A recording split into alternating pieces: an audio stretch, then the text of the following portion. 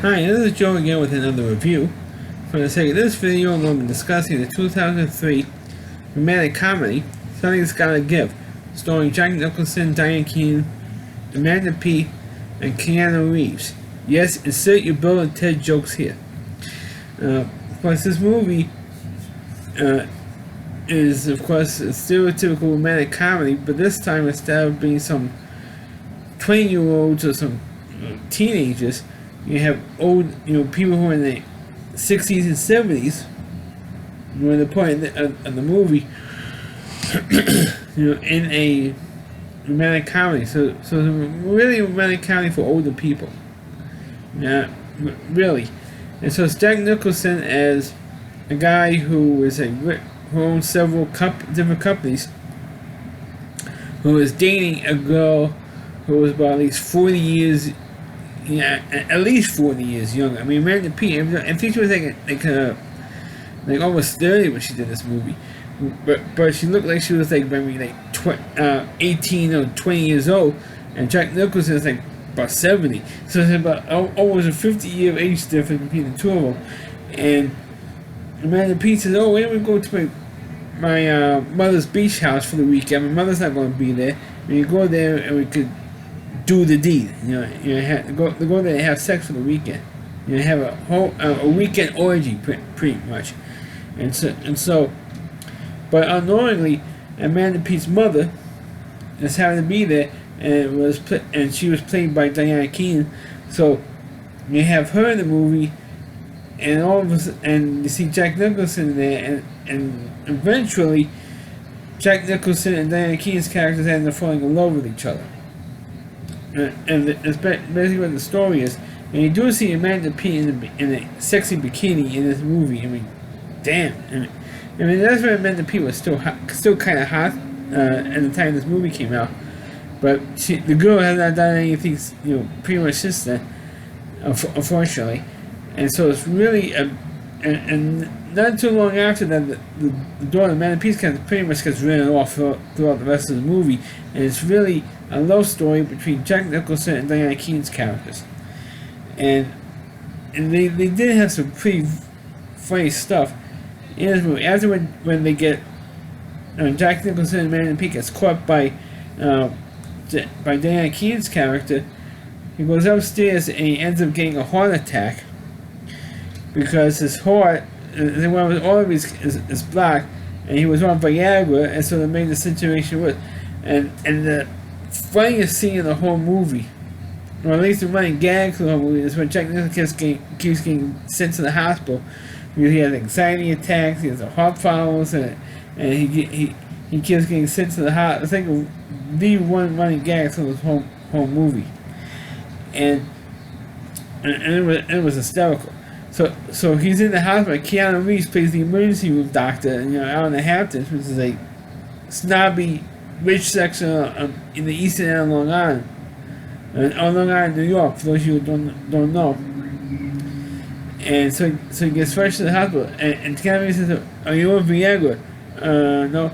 And said, "Oh, I just put in some medicine, and if you were on Viagra, it's going to kill you." So Jack Nicholson was on exactly IV. I mean, that was the funniest bit in the whole film.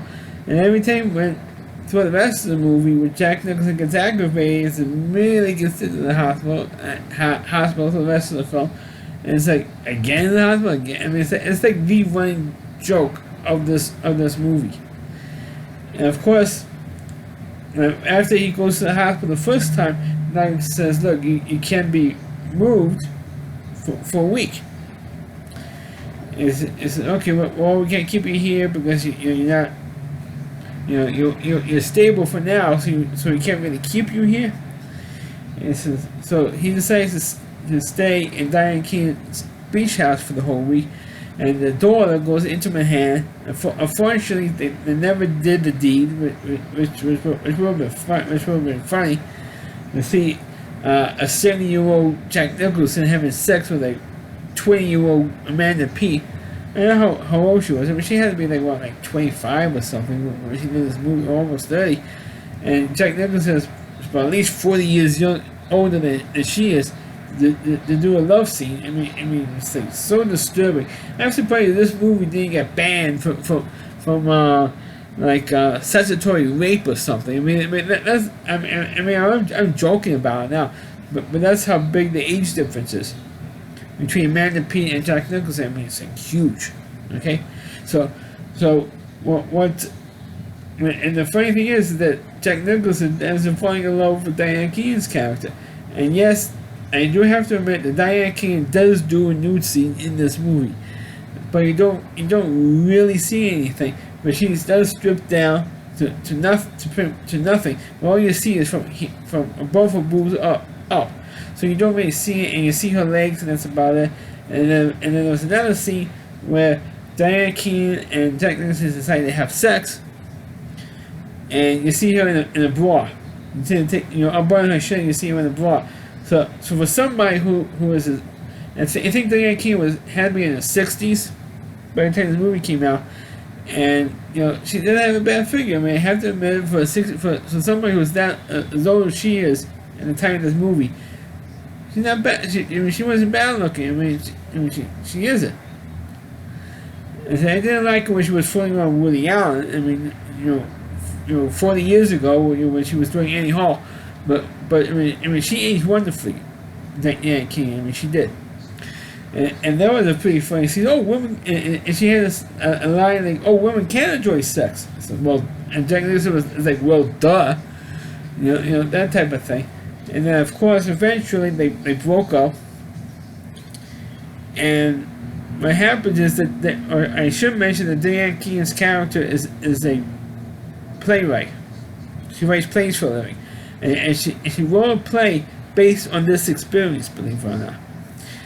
And so Jack Nicholson goes to see her, and they found out that she was having rehearsals for a new play, and she realizes that the play was based on their relationship, and they have a bit with a whole bunch of guys in hospital gowns, mimicking the scene of Jack Nicholson when he was first in the hospital, early on in the film, and it's pretty funny to see Jack Nicholson's reaction. Hey, you make fun of me with this thing, and of course, believe it or not, this movie actually, this play Diane Keaton wrote based on her and Jack's relationship actually became a hit on Broadway. Believe it or not, I don't know if everyone. It didn't make clear in the movie if they actually won any Tonys or not for this play, but but it was successful for a while.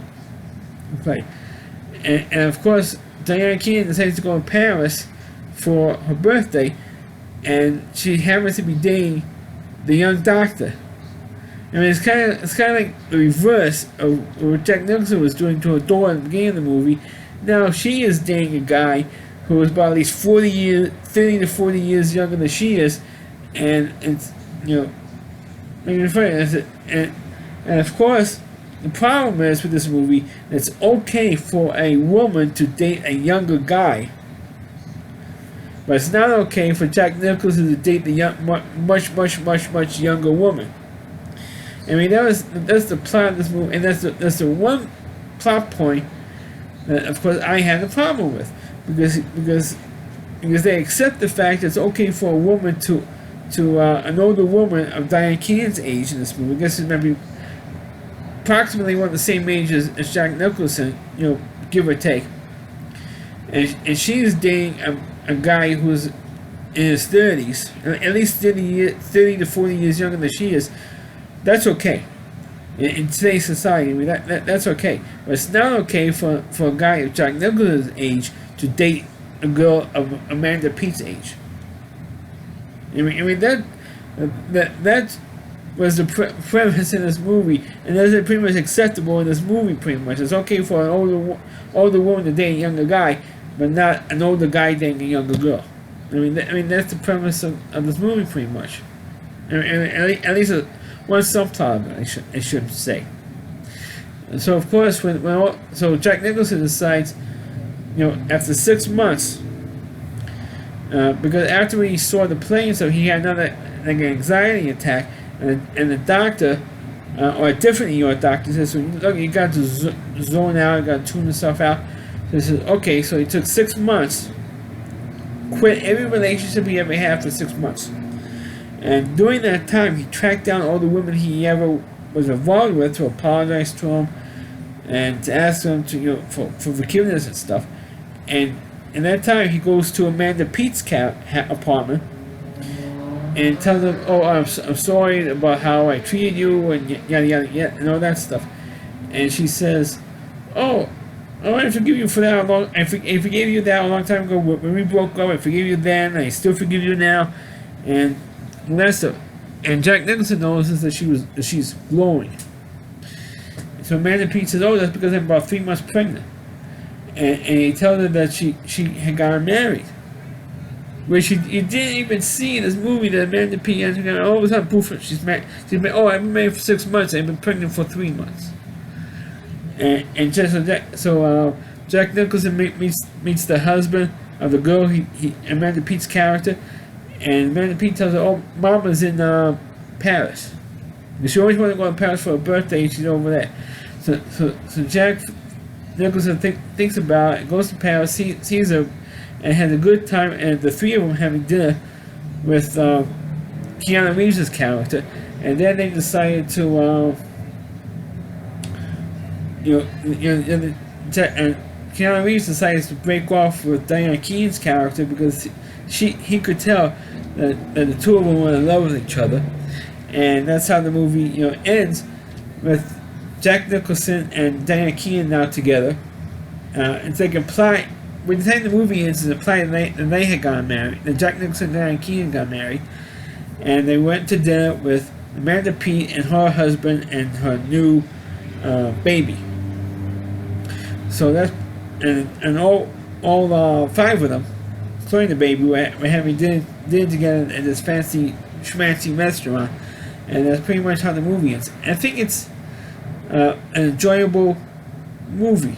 I mean, it's not the greatest movie in the world, but it's always nice to see Jack Nicholson, who always plays like this crazy character, like he was the Joker in Batman in the Batman movie in the '89 Batman film, and he was playing the One Flew Over the Cuckoo's Nest and The Shining, all the other crazy iconic characters he's playing in his career. But it's always but in this time of Jack Nicholson's career, he was playing more like silly comedies. I mean, it's not over the top silly like some other comedies at that time, like in 2003 when this movie came out. But it's nice to see him do a nice romantic comedy, which you never really have seen him do. Really, up to that point, you never really see him do a romantic comedy before. What you could say maybe Return of the Gentleman was romantic, but it has too much drama in terms of a demon for being real dramatic romantic comedy. But he was good in that movie as well. He was good in Animals, and I thought this movie was good for what it is. It's entertaining. It's good to see these two characters in romantic comedy and the age they're in, because usually they don't tailor movies to people that they're in. I'm talking with Diane Keaton and Jack Nicholson. You don't really see people at that age in a romantic comedy, because who wants to see two people in the 60s, almost 70 years old, doing a love scene? I mean, it really doesn't work all the time. But mostly relies on the work of the actors who are involved. Like in Grumpy Old Men, that's a romantic comedy. Grumpy Old Men with Jack Nicholson, with Robert Matthau and Jack Lemmon. But that works because of the talent of the actors involved. I mean, if you have actors with great talent, a romantic comedy of their age, or in the age group, will work if you have great writing and a great talent behind it in terms of in front of the cameras. So that's my review of the movie Something's Gotta Give. Please click on the video, please rate it, please subscribe to my channel, please forward this video onto your Facebook pages. You can check out all my reviews on my YouTube channel at RallyC.com, it's over WDY. TheLastSeat.com is the homepage to Rally Reviewer. Chris Lee Moore, and please check out all of his videos on his website. Thanks for watching. Catch you next time.